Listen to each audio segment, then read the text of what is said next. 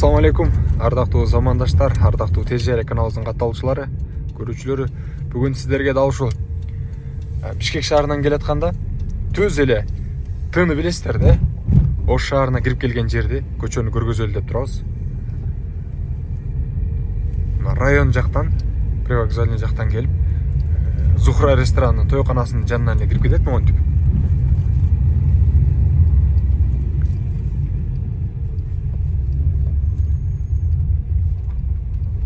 Бүгүн күнгө карай жума, жумаңыздар мабарек болсун. 28 март. Аба ырайы бир аз кышка жакыныраак болуп турат. Суук болуп. Айлап туруңуздар, буюрса жаздан көргөзөт дейт эртең. Кайра күн ачылса керек. Жолдор бир аз ушундай. Асфальттар тежип кеткен көп жумал жерлерчи. Жактар эски ойдон эле.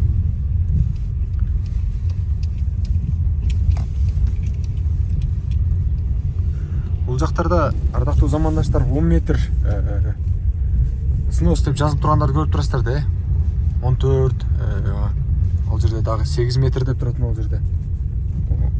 Туугандар жолго ашыкча эле чыгып алышканда, могул жерде карасаңыздар 13 метр деп турат.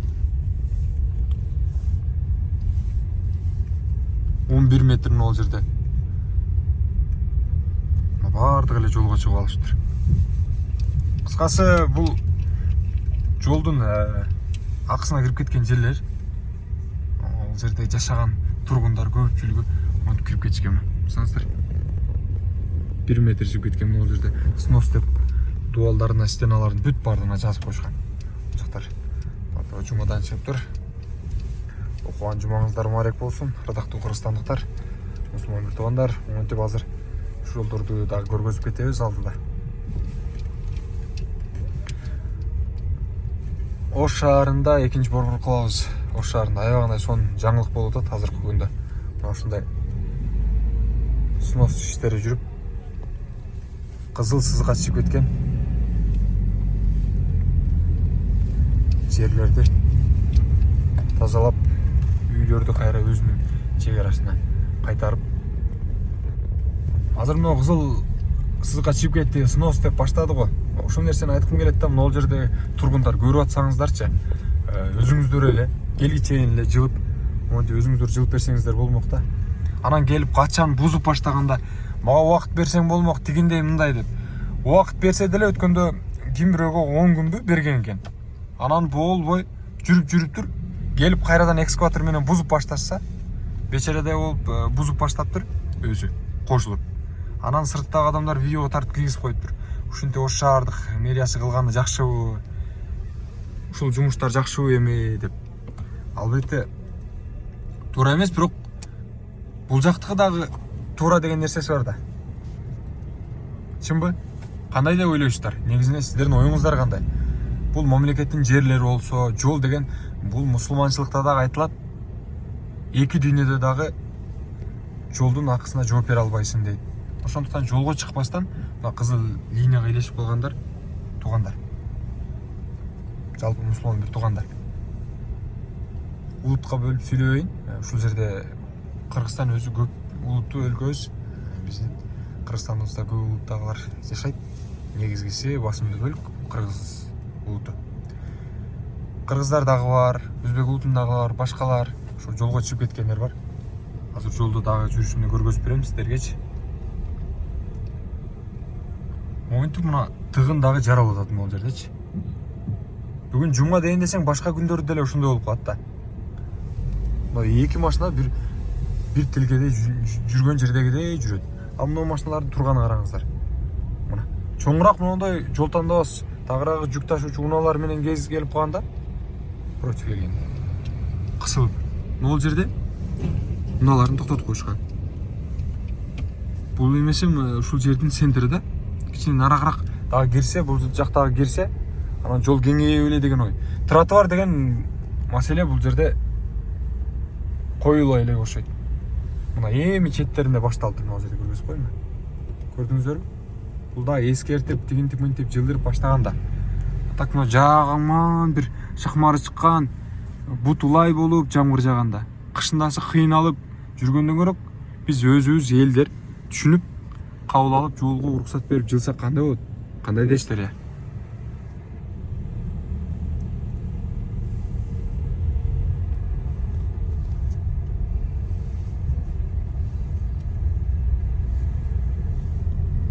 Бул чыгарылыш албетте биздин башка чет жерде жүргөн мекендештерибизге, Ош шаарына мейманга, конокко келе турган инсандар көпчүлүк учурда Ош шаарынын азыркы учурда снос болуп жаткан жактарын, аймактарын, жаңыланууларды көргөздөген инсандар үчүн тартып чыгарып атабыз.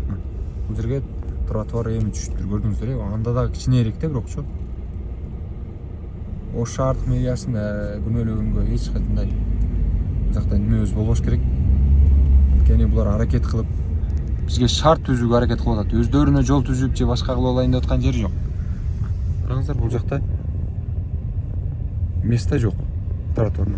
Элдер унаа жол жүргөн жол менен теппе-тең басып жүрүшөт. Кудай сактасын жамандыктан. Кошо кетип атып эле элестирип кетсе эмне болот?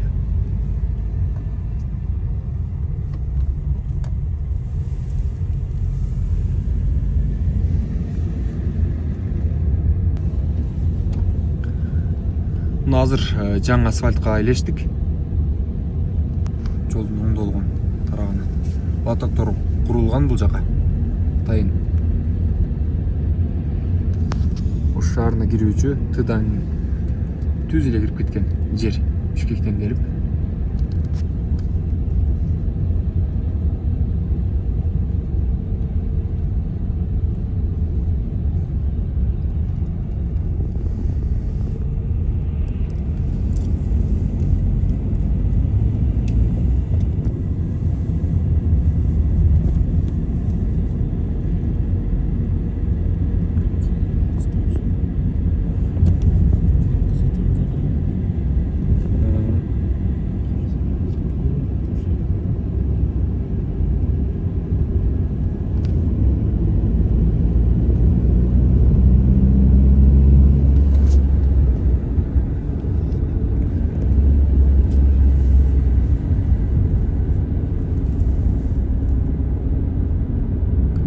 Түз кирип кетет дегенде эле түз эле кирип кетпейт эми, бирок тетиги Ош шаарына кире бериштеги арка жака айланып, желегибиз турган жердеги Фуркат кругойуна чейин барып, убакыт кетирбестен бул жака оңоюраак келсе болот да. Ошондуктан ушул жол курулган, жаңы жол. Өткөндө чыгарылышыбызда биз Ош шаарын тартып атканыбызда көпчүлүк мекендештерибиз ушул жаңы жолду тартып койчу, хотя бы видео кылып чыгарып койчу деп суранышкан болчу.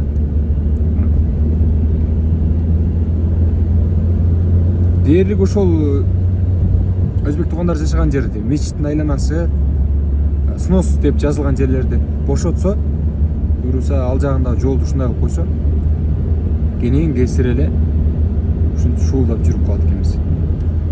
Тагыраагы пробка, жол тыгынуу мындай маселе болбойт. Ансында болсо аракет кылып атышат.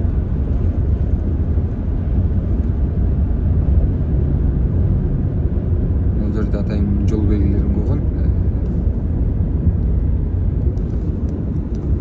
Унадан ашып өтүүгө болбойт деген кандай белгилер.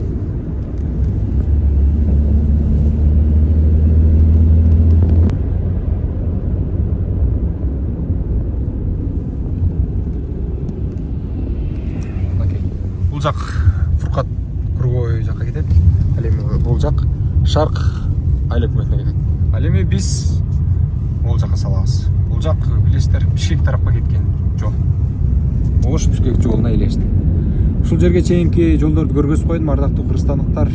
Жол жүрө дагы да болсо сиздерге суранышыңыздар боюнча снос болгон же болсо тазаланган аймактарды, жол четиндеги бузулган курулуштар боюнча тааныштырып чыгарып турабыз. Тез жарыя каналы сиздерге кызмат кылат. Ассаламу алейкум.